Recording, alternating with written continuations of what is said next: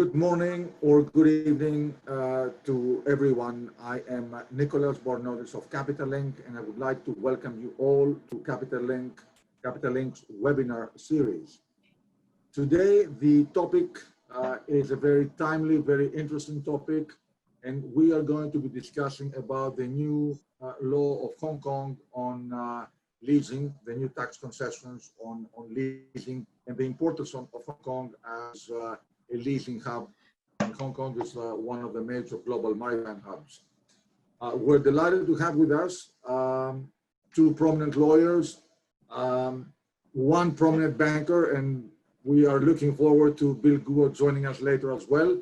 And I would like to thank Benjamin Wong. As you know, Benjamin is the head of the Maritime cluster of Invest Hong Kong, and she's been a great friend of Capital Link. We have been working together with all of you, and I would like to thank you very much for joining us. And I will turn it over to Benjamin to start the discussion. Again, anyone can submit questions at through the function on the website, and Benjamin can accommodate them after the discussion that we have. Benjamin, go ahead. And again, thank you to everybody. Thank you, Nicholas. It's great to be here again with Capital Link. Good morning to those there in the Americas and also Europe, and good evening to those there in Asia. Now, for the lineup of panelists, we have Mr. Lu from Bank of Communication Leasing. Then we have Tat from ReedSmith, and then we also have Edward from Dickinson and ICS. It's good to be here, but now we have one panelist who will be joining us later on, Bill Guo, Mr. Guo from ICBC Leasing. Now, before we start on the leasing scheme of Hong Kong, actually, I would like to have maybe 5 minutes to have a chat with all the panelists on the situation of the COVID-19 right now. Now, of course, is very disruptive. That's why we have a lot of these online webinars. Now, actually, I would like to see how is it affecting the business and industry in terms of ship leasing and also in terms of the maritime legal activities. Now, I was discussing actually with some other aviation side in some similarity. Now they have mentioned for the leasing side, aircraft leasing, the investors, they are trying to reduce the exposures. Now, in terms of new aircraft deliveries, I think it's all over the news that the manufacturers, actually, they are stopping the manufacturing and also delaying deliveries. And then, of course, for the aircraft, some of the lessees, actually, they are returning the aircraft to the lessors. Welcome, Bill. It's good to see you here. Thank you, everyone. Yes, we're just starting. And now my question to all of you is that how is it affecting the business? Maybe I will start with Mr. Lu first on how is it affecting the leasing business, and then Bill and also the maritime legal side, the lawyers, please join in. Mr. Lu. Hey, good evening, Benjamin, and good morning to every people. And my name is Zhendong, and migrating from Shanghai so far. So with regarding to the pandemic, and since the pandemic, there are hardly face-to-face meetings. And I believe and the shipping market is facing the most serious decline in demands in 35 years. So the pandemic results in a 25 years low order book of new building ships, which will bring a challenge to ship lessors in the years to come. And looking into our portfolio, and the most affected portfolio is coming from aviation sector, as Benjamin mentioned earlier. Domestic portfolio and for machinery leasing or other leasings follow the second position to be affected by this pandemic. And finally, the shipping sector was affected. And so far, our portfolio performed very well because of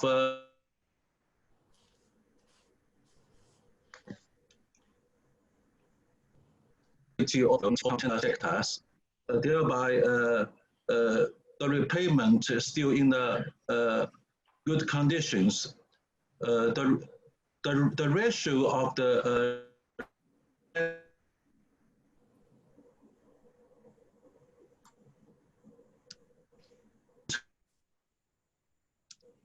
collecting in the company, the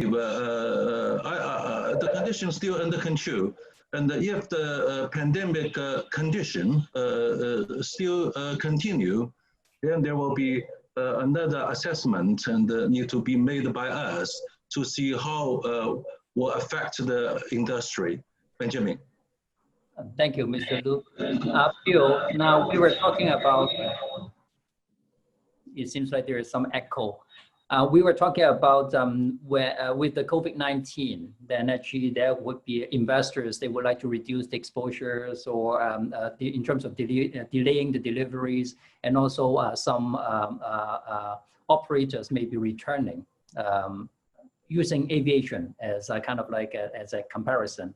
Some airlines are returning the aircraft to the lessors.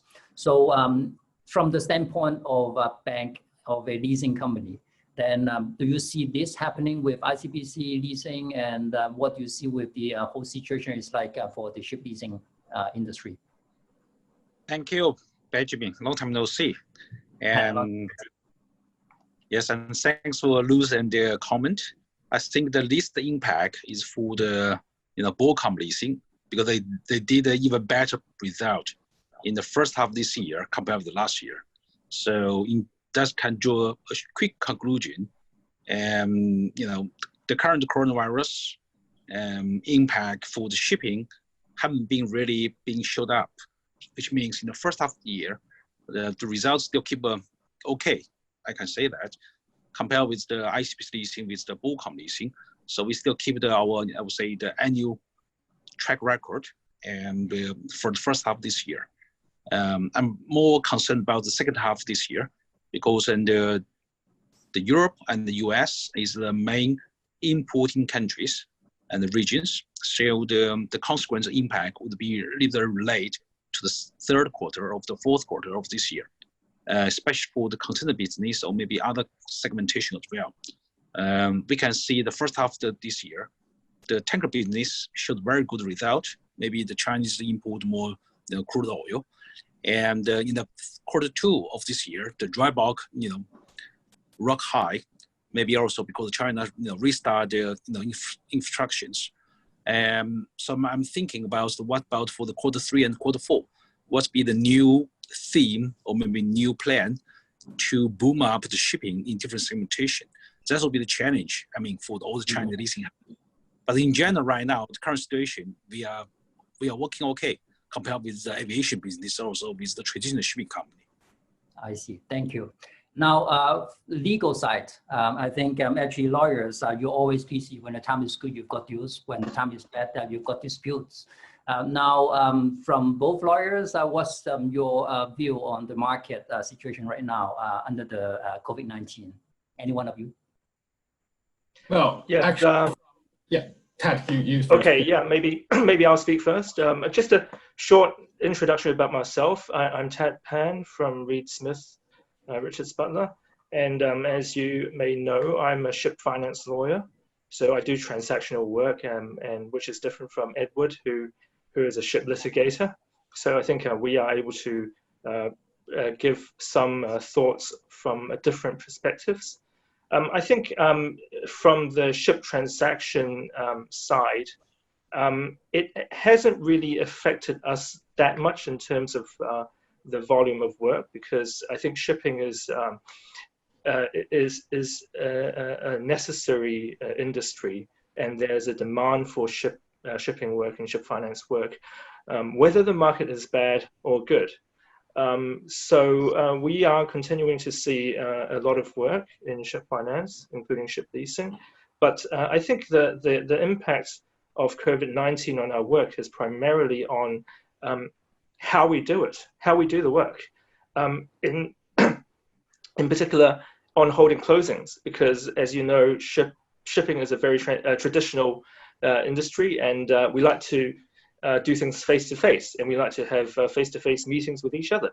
And previously, for deliveries, what we would do is we would have a meeting together in the meeting room, and then hold the meeting and then sign documents together. But now this cannot be done.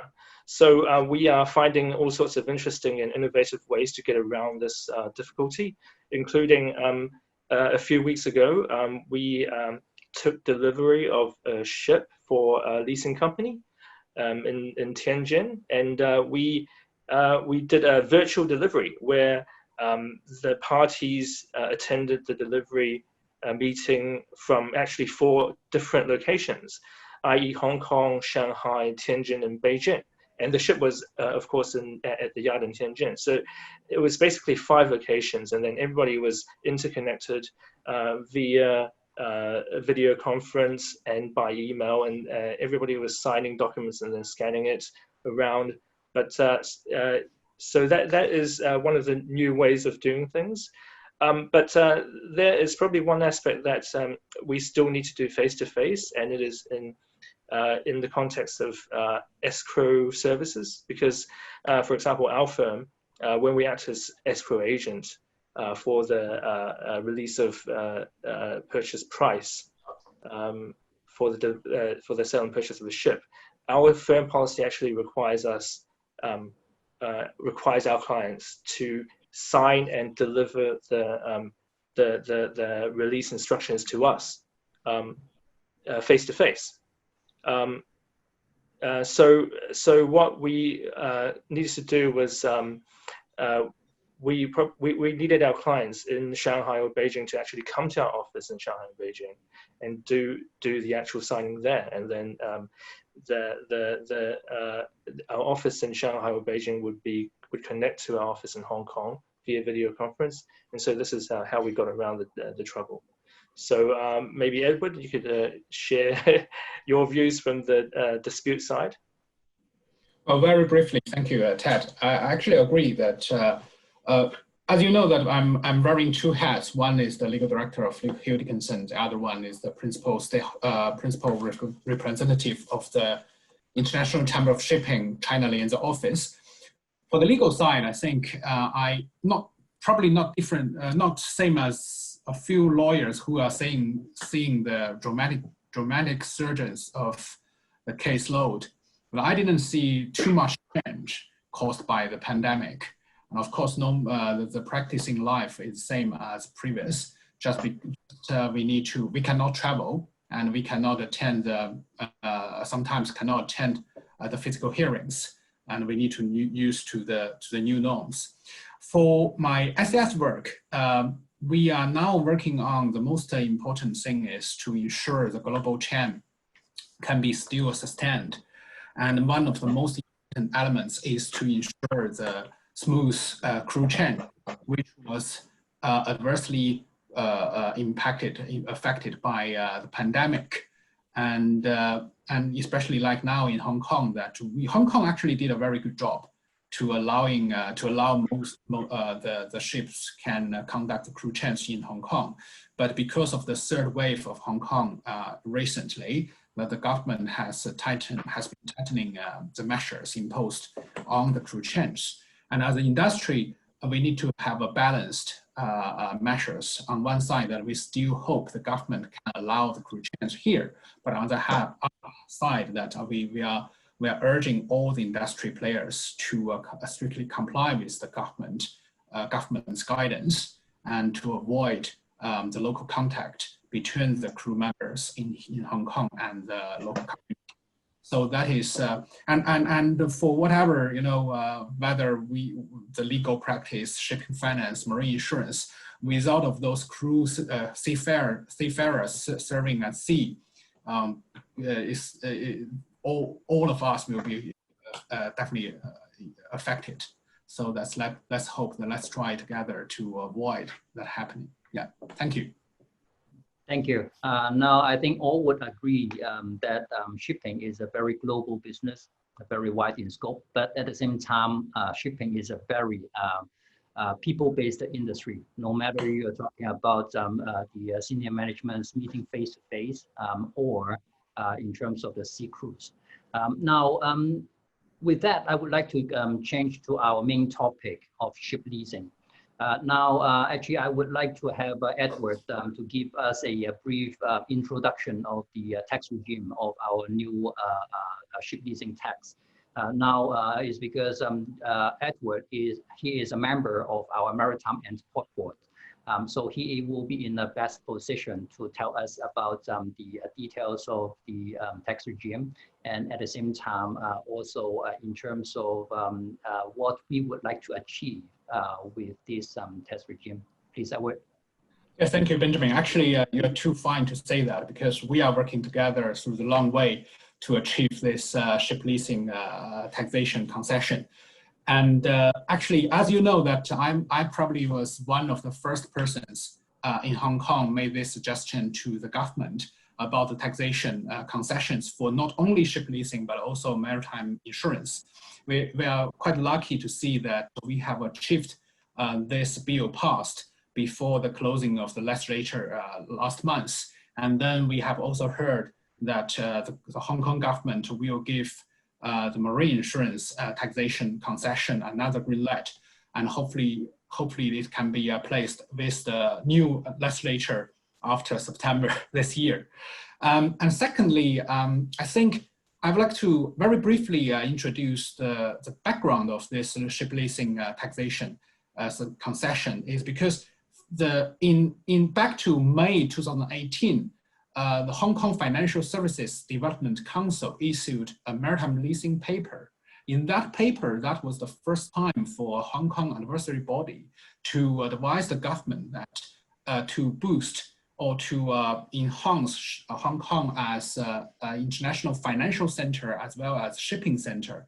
This is necessary to give some tax concession to the ship leasing, to maritime leasing. And in November 2018, the same year, the chief executive issued her policy address and accepted this advice. And from that, then the government and industry started to move on until last month with the successful passing of this new tax concession. And I think the whole purpose, the fundamental purpose, I would say, is to use this tax measure to foster ship leasing business in Hong Kong with a view to enhance Hong Kong's position as a ship leasing center. And it's definitely a very good, I would say, a good combination of both financial and shipping centers, that we are one of the top financial and shipping centers in the world. So with this new tax concession, we are achieving, we are really in a good, I believe we are really stepped up to achieve that finance leasing center. And there are actually two basic categories under this new ship leasing tax regime, and three beneficiaries. The three beneficiaries which we have here are really the key players: the qualifying ship lessors and also the qualifying ship leasing manager, who are providing ship management services to qualifying lessors in the same group. And then the third beneficiary is the qualifying ship leasing managers, who are providing ship management services to third parties outside the same group, and where the activities covered are ship leasing and ship leasing management activities. And the two categories, which I will not go into detail, because we are going to discuss them in detail later, is ship leasing activity and then the ship leasing management activities. And I believe this would probably cover most of the ship leasing and ship management activities under the law, and most of the players in the shipping industry can get benefit, not only for the ship lessors, ship managers, but also lawyers like Tat and me. that if there are more companies choose Hong Kong as the ship leasing base, then definitely legal services are required. Yeah, that's my conclusion of my speech. Thank you. Thank you, Edward. Very comprehensive. Now, with the background, I would like to switch to maybe this round with Bill first on how ICBC is, how you were using the Hong Kong platform before this regime, tax regime, and now with the new tax regime, is there anything that you are going to change, and how to better use of the Hong Kong tax regime, please? Hi, Benjamin. It's a very challenging question. I can maybe explain what we are doing right now in Hong Kong. But you know, if you're asking about what's afterwards, I couldn't give more comments because I wait for the board and approval first. Then we can take some more actions. So right now, you know, for the ICBC leasing, especially for the shipping, and Hong Kong had been our, I would say, the platform for a long time. ICBC leasing was founded in 2007, which means in the past 13 years, we have done business already in Hong Kong, and you know, directly or indirectly. So Hong Kong is good, and say the hub for the raising the capital, also for us to set up SPV to do the international shipping business. So right now we already set up our the aviation subsidiary company in Hong Kong. So resident in Hong Kong, have the physical office in Hong Kong, and have the people there. The local people, also a few expats there, also in Hong Kong. So Hong Kong definitely one of the most important and international hub for us in shipping, and previously for the aviation, but right now for the shipping. So right now for the shipping side, we call our the group, we call the group marketing team, and from the shipping division of ICBC Leasing, and for the global marketing team. The Hong Kong is definitely one of our the key hub. So we choose the top 3 in the global shipping hub in the world to set up our global team. Another 2 and the hub, if you don't mind, Benjamin, I can mention here, is Singapore and London. So definitely the Hong Kong is global 3 in the shipping hub in our geography and the map. We put the people here, but not our people from our headquarters from Beijing. We put the people and we choose the most talented people from local, which means we're going to have, we are actually in the process right now to hiring the people from Hong Kong to build our, what we call the group and the global market team there to support our global business, and because shipping definitely is global business. And that's one purpose. The previous purpose we still carry on, like, we still have SPV there. And also we use the Hong Kong as the raising capital. And because it's a not just a shipping hub, but also the financial hub as well for Hong Kong, very important. Coincidentally, and Hong Kong also the top 3 in the finance center. So it's an ideal place for us. Also, by the way, for Edward just explained, is also the law there. The Hong Kong law is, in our opinion, is also equal to the English law for the maritime business. So it's ideal place for us to do the international business, to meet the customers. Also to extend, to develop our global shipping business, not just for the Chinese customers, but also for Asia, maybe extended to the European and also for the global business customers as well for the shipping. So it's a busy hub.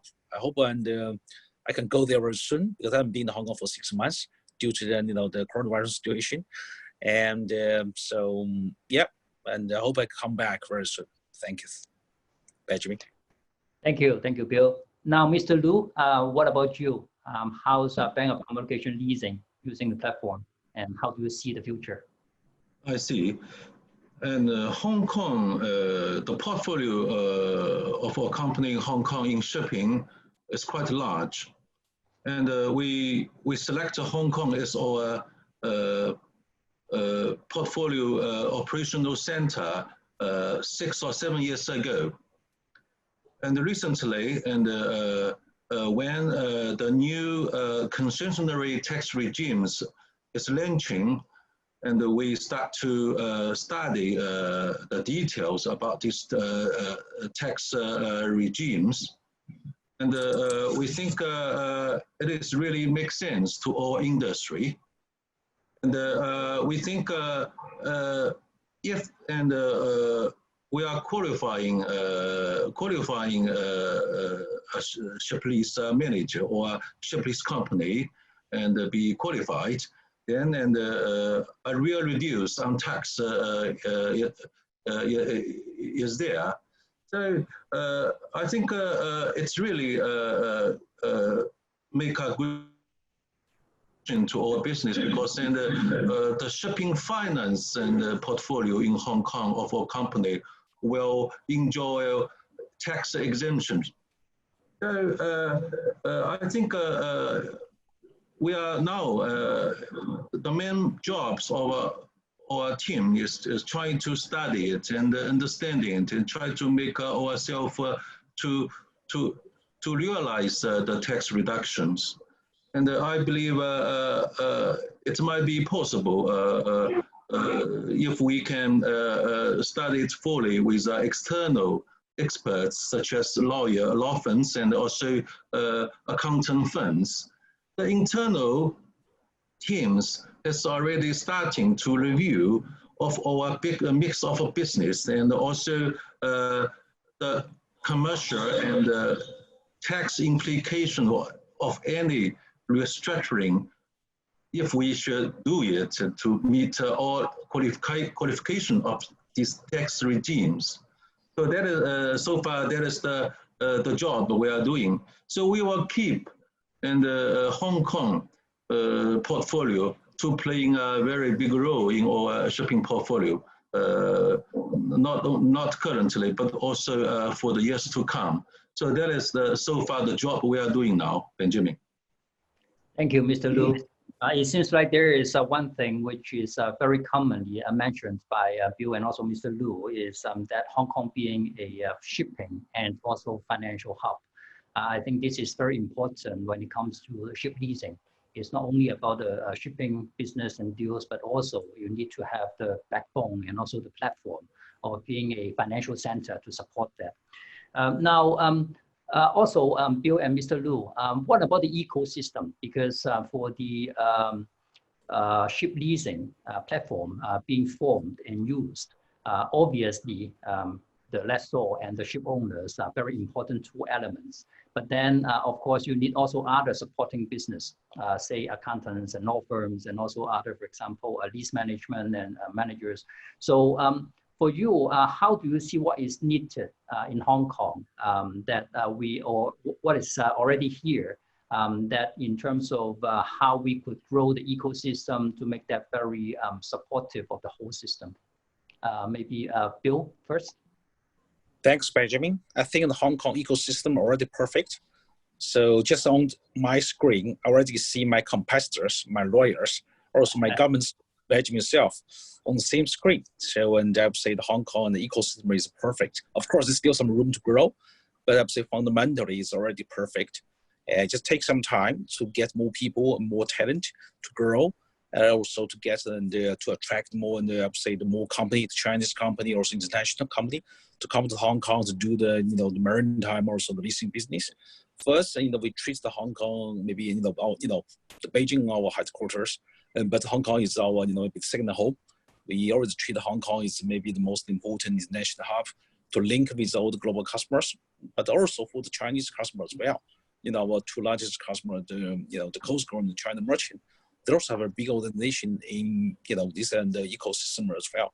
So I would say it's ideally and the business environment first to and to take the bigger and the quicker actions as soon as possible. And unfortunately, so the current nature system had been paused all the business for some times. And again, I hope when everything could go back to normal, and so we could to go back to Hong Kong to the normal shipping business, not just shipping business, but also financial business, legal business, as well as for other businesses as well.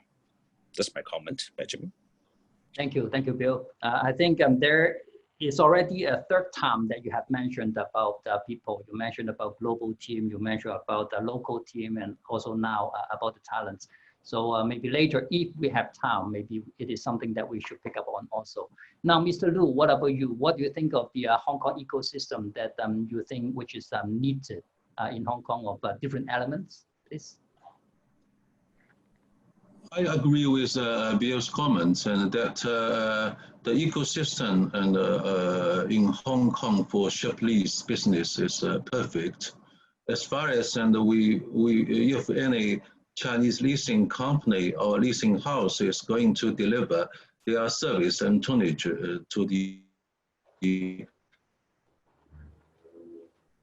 consult, also check with our teams about these issues. And for time being, and what I was told is that the ecosystem in Hong Kong is perfect. And for your information, and we have established our local teams in Hong Kong for many years. And we have at least 4 or 5 professionals now is working in Hong Kong to taking care of our tonnage and portfolio.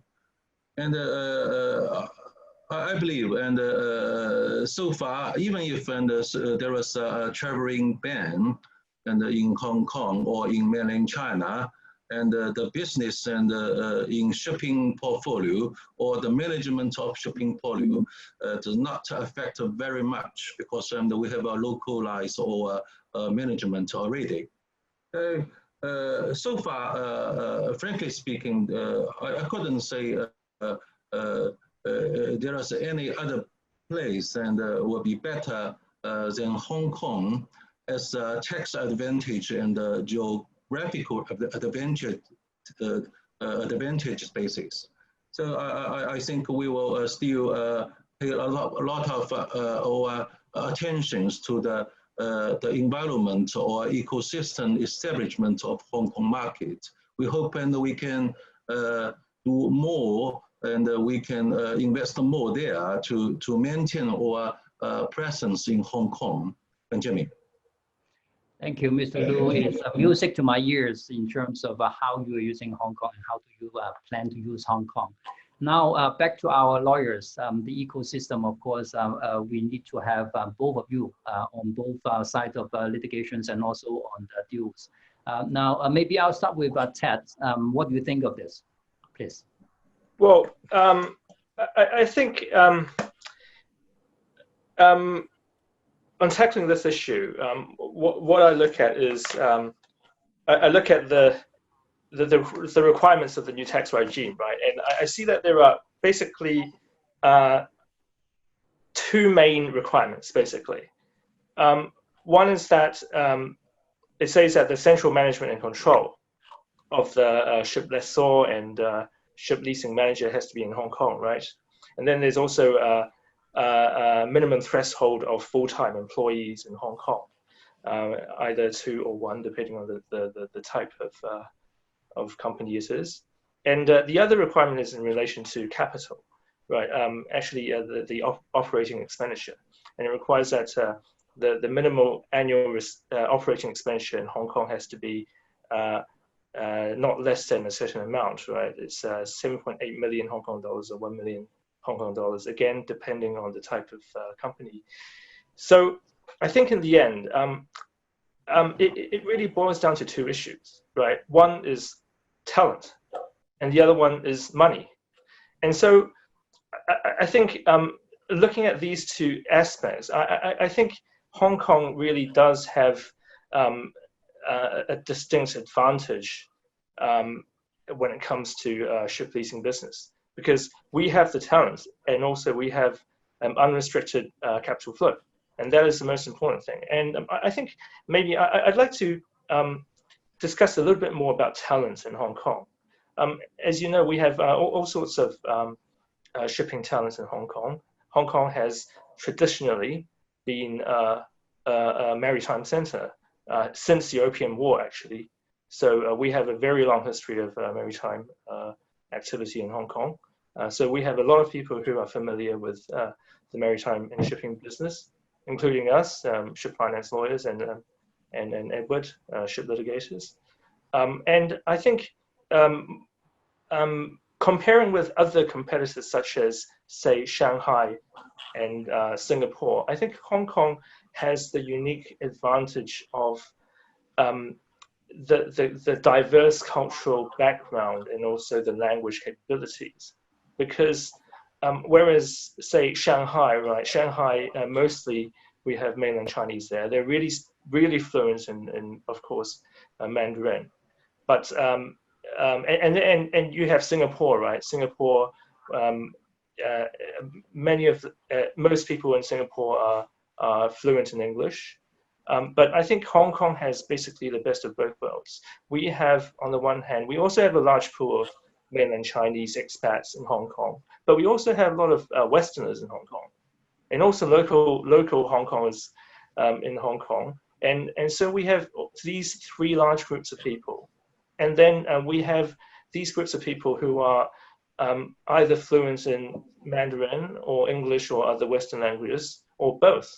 And so I think Hong Kong is able to bridge the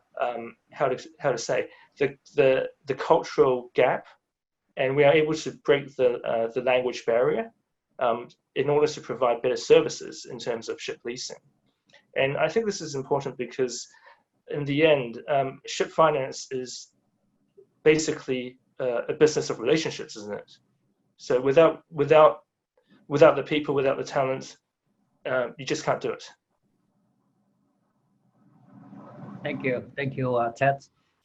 Yes, on the talent side, maybe I could make one comment before going to Edward. There was this company I met with. It is one of the Fortune 500, actually top 15. So they set up the global headquarters over here in Hong Kong. And I was talking with the group CFO. And it was his first stationing here in Hong Kong. But then before that, of course, he was stationed all over the world. And he mentioned one thing, that when he first arrived in Hong Kong, talking with other people, especially those in the expatriate community, he found out that a lot of the expatriates in Hong Kong, actually they are here not only 5 years, not only 10 years, not only 10 years, 20 years, but actually a lot of them, they spend decades over here in Hong Kong, which he found very unusual, because for all other places that he stationed at, usually people just stay around 3 years, 5 years, and then they move on. And one comment he made was that he found that the pool of talents over here in Hong Kong and the depth of the talents are actually both very deep and very wide. So I think this actually is something which is very important. Hong Kong is a small economy, and we need to ride on the investments from outside and also talents from outside. So this is one thing which I echo with Tat. And now, Edward, you representing not only the litigation side, but also ICS and also the Maritime and Port Board, representing the industry to the government. What do you see of the legal side on the ship leasing industry? Yes, thank you, Benjamin. Actually, what Tat just said is the comparison between Hong Kong and Shanghai and Hong Kong and Singapore. Put it in a very simple way, that compared to Shanghai, Hong Kong has common law legal system, and compared to Singapore, we are part of China. So that is the unique advantage of Hong Kong and the one country, two systems. And I believe that's no other places in the world has this kind of advantage. And that's also actually the reason, as Benjamin, you know, that why the International Chamber of Shipping chose Hong Kong as its first ever overseas office in Hong Kong, because they want to strengthen the relationship with China, but on the other hand, also want to have a familiar place to do their business. So Hong Kong was their best choice at the time, and still now. And actually, both Mr. Lu and Bill has already elaborated quite clear, and also Tat has made the legal perspective very clear as well. So just a response to Mr. Lu, for lawyers, you have now at least here for a litigator like me, and also the financial lawyer like Tat. And if I believe, including Bank of Communications and all other ship lessors, need to have a better understanding of the meaning of the new ship leasing ordinance, then we can all help. of course, my advantage is that I was partially involved in the drafting of from the beginning of the new amendments.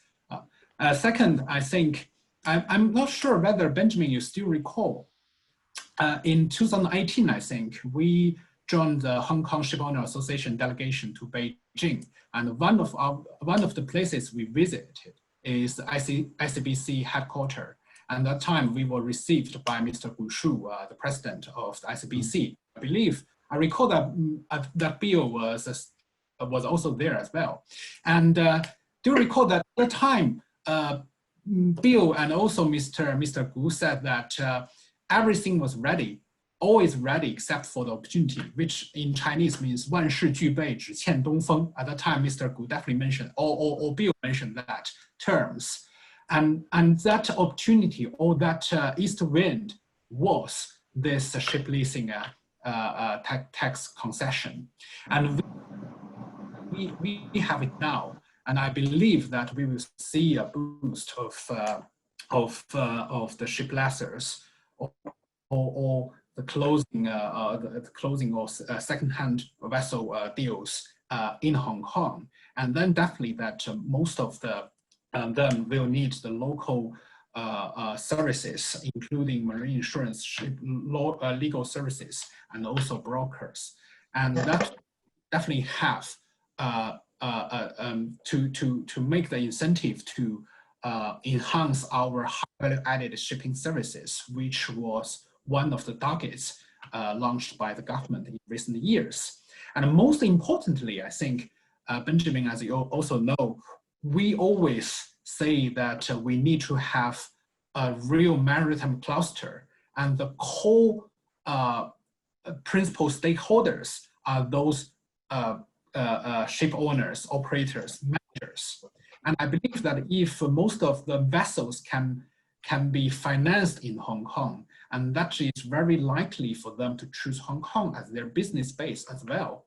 And then once we have this principal stakeholder as the core players of this cluster, then we will definitely easier to promote our value-added services, including ship finance.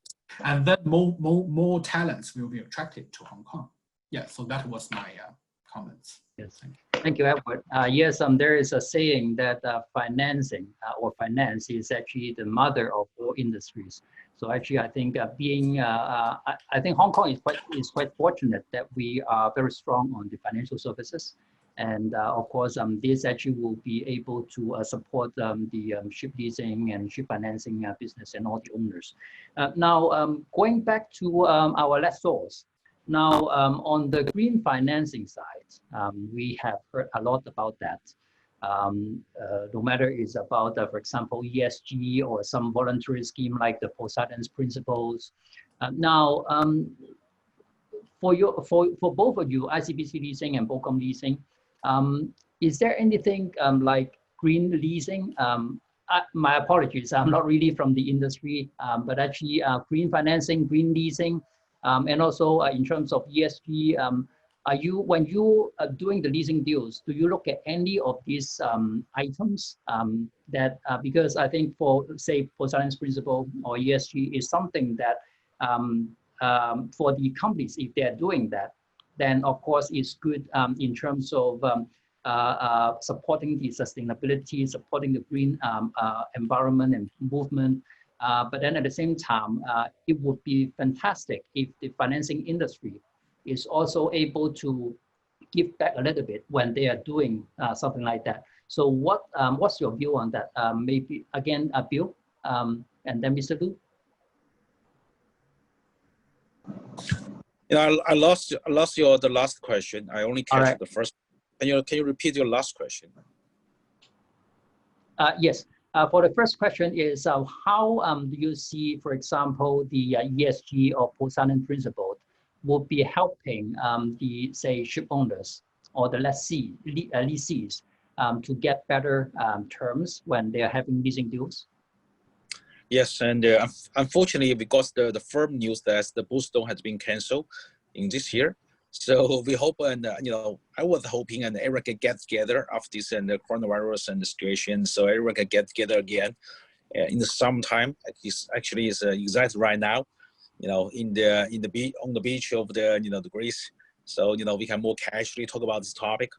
Unfortunately, fortunately we can use the the Zoom and the the online system to continue discussing this topic.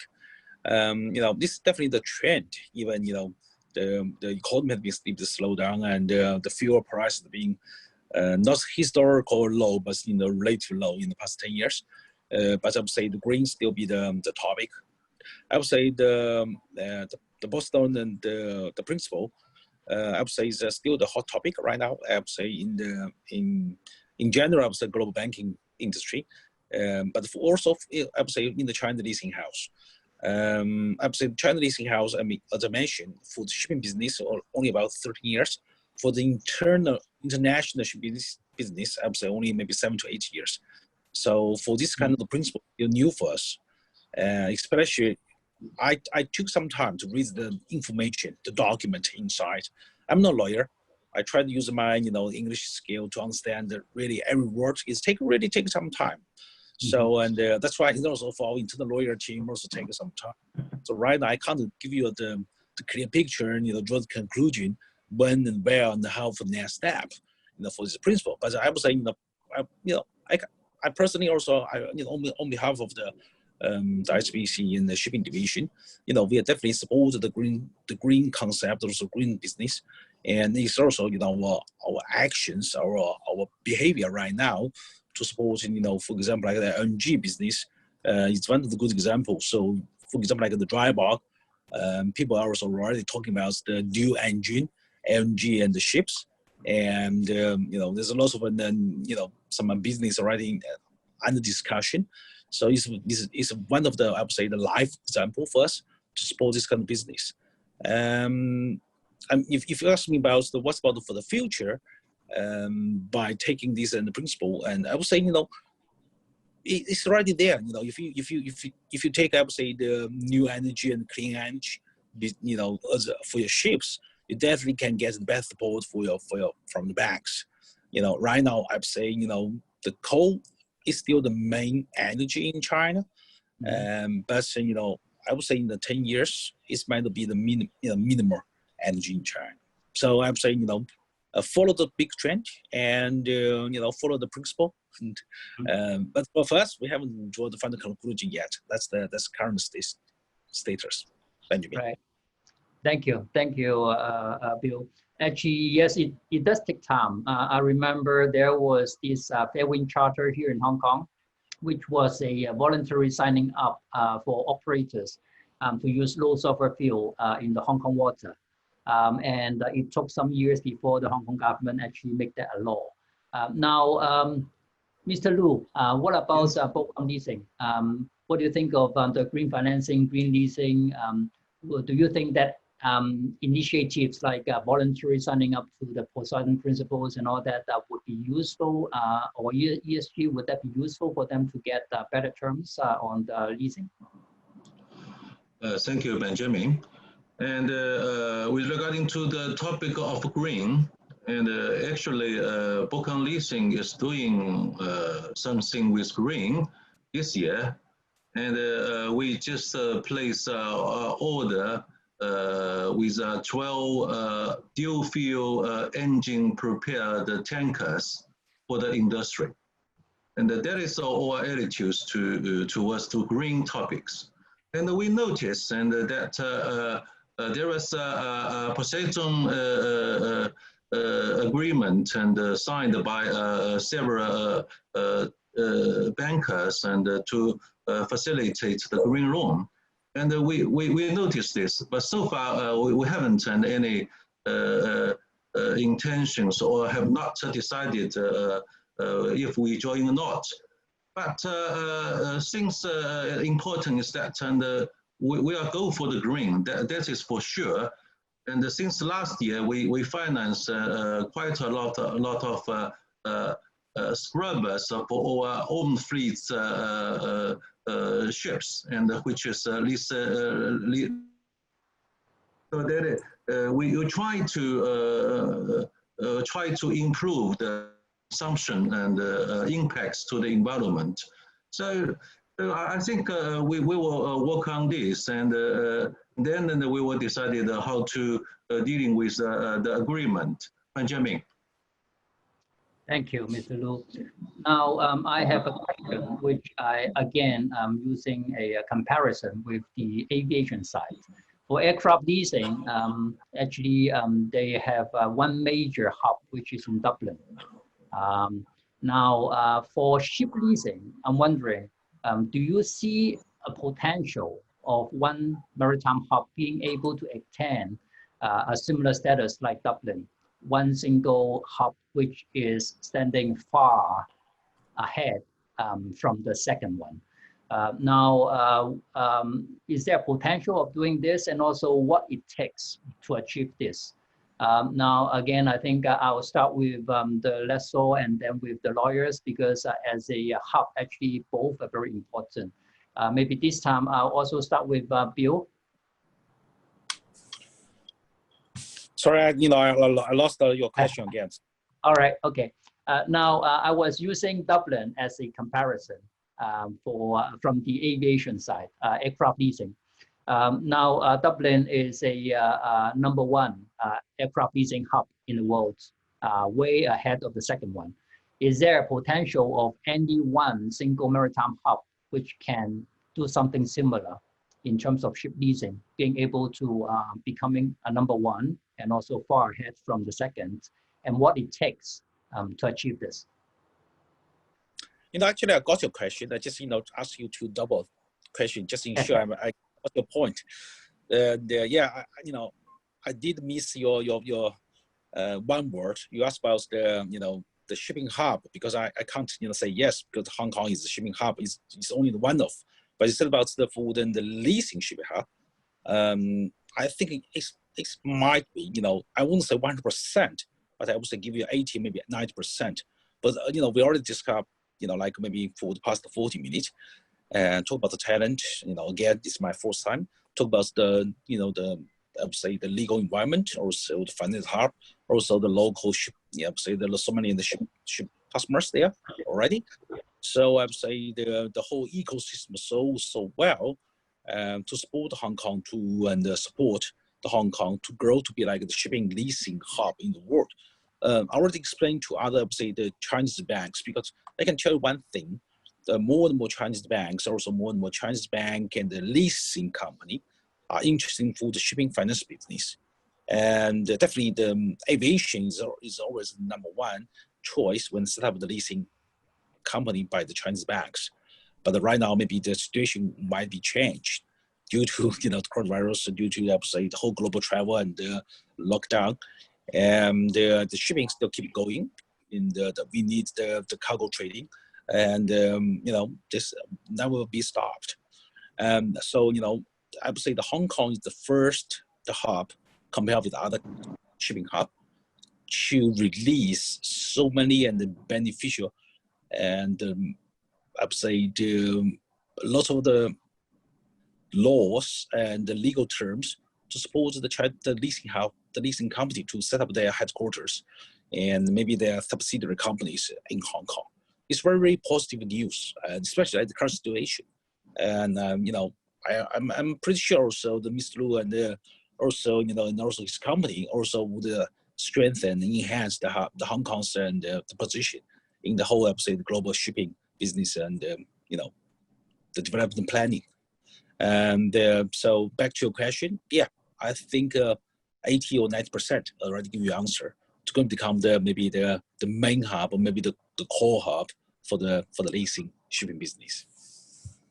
Very positive. It's actually better than I thought. Now, Mr. Lu, what about your opinion on this? Yes, and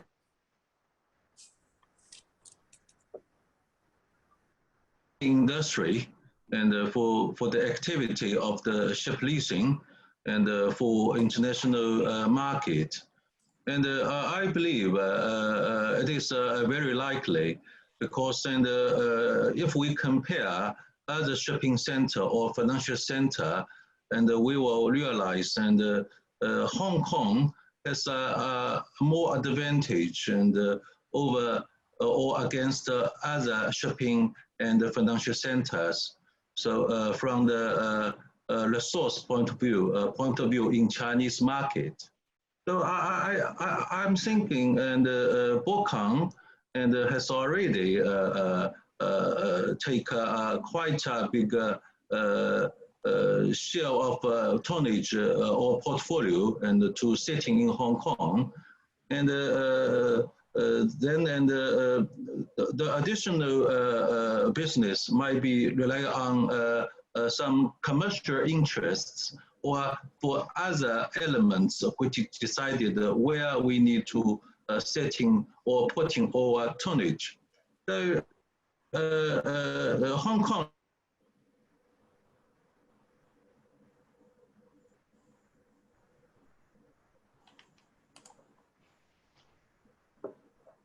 Mr. Lu?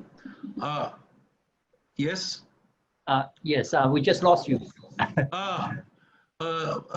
My feedback is that Hong Kong is very likely could be a hub for Chinese leasing houses to dealing international deals.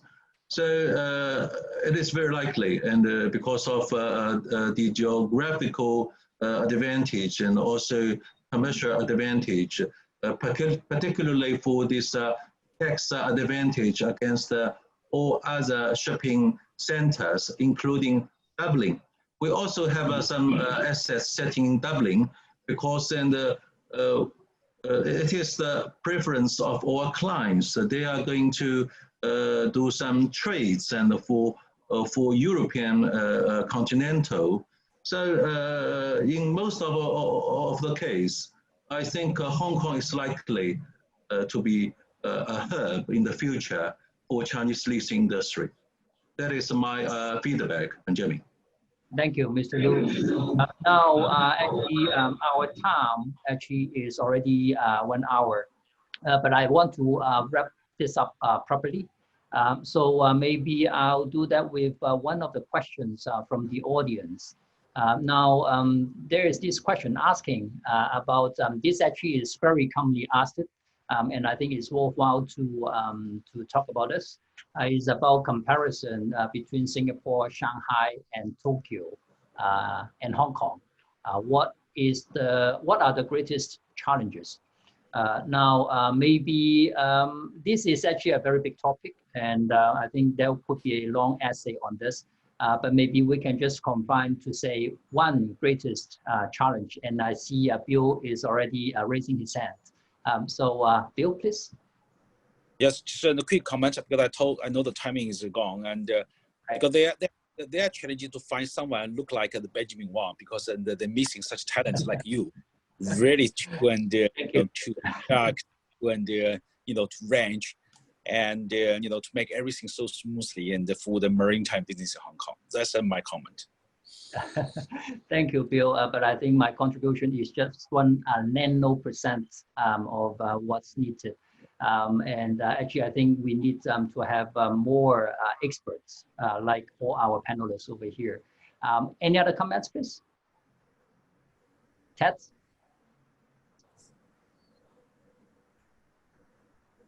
You are muted, Tat. Yes, can you hear me now? Yep. Yes. Okay, yeah. I think one very big challenge facing Hong Kong now is political stability. I think everybody in the world knows what has happened to Hong Kong in the previous year. All the riots and political turmoil has had a devastating impact on Hong Kong's economy, including the shipping industry. What's fortunate is that recently the National Security Act ordinance has been passed, so that has hopefully that will instill stability in Hong Kong. So I think compared to other places such as Shanghai and Singapore, they don't have this challenge. This is unique to Hong Kong, basically. Thank you, Tat. Actually, I think it brings us to more or less a more macro view, and I think But then is a bit unfortunate that our time really is up. Otherwise, we could have go on with other U.S.-China tension and all that. But I think we could have other communications and chats afterwards. After all, I think it is very easy to find the contacts of all our panelists and mine, and then we can have further discussions on that. And one last word is we are still planning for the Hong Kong Maritime Week in November. So for those audience that they are actually interested, now online. well, yes, this is going to be a hybrid of both physical and online. But of course, we have to keep in view of the actual situation. But at this point of time, both physical and online. And we will try to advise if there is any changes as early as possible. Now back to you, Nicholas. Well, I would like to thank you all. It has been a very interesting discussion. And the discussion gave us the opportunity to talk about a lot of things, about the situation in Asia and Hong Kong regarding the coronavirus, crew changes, of course, the role of Hong Kong as a maritime and financial center. And one of the comments that has stayed with me is the fact, I think Bill made it, that now we are likely to see more leasing business going into shipping and less in aviation. I think traditionally aviation has been the biggest in terms of overall lending and portfolio commitment. Now with everything going on, we are likely to see a lot more going into shipping. I mean, after all, shipping is transporting 90% of the global cargo. And I think it is very interesting to expect this trend, which will boost, obviously, the role of Hong Kong and leasing. And so that was very positive news. And we look forward, of course, to the Maritime Week, as well to our Shanghai event. I'd like to thank you all for a great discussion. Benjamin, thank you for being an expert moderator, as always. As a reminder, this coming Wednesday, we have another webinar at 9 a.m. New York time on the very hot topic of crew changes, the crewing challenge. So I look forward to having a lot of people with us again. Thank you. It's been a very, very interesting discussion. I think we can all disconnect. And I know it's past your dinner time in Hong Kong, but in any case, I will wish you a wonderful evening. Thank you. Thank you, Nicholas. Thank you. Thank you, everyone. Thank you to everybody for joining us. Thank you again. Bye-bye. Thank you. Cheers.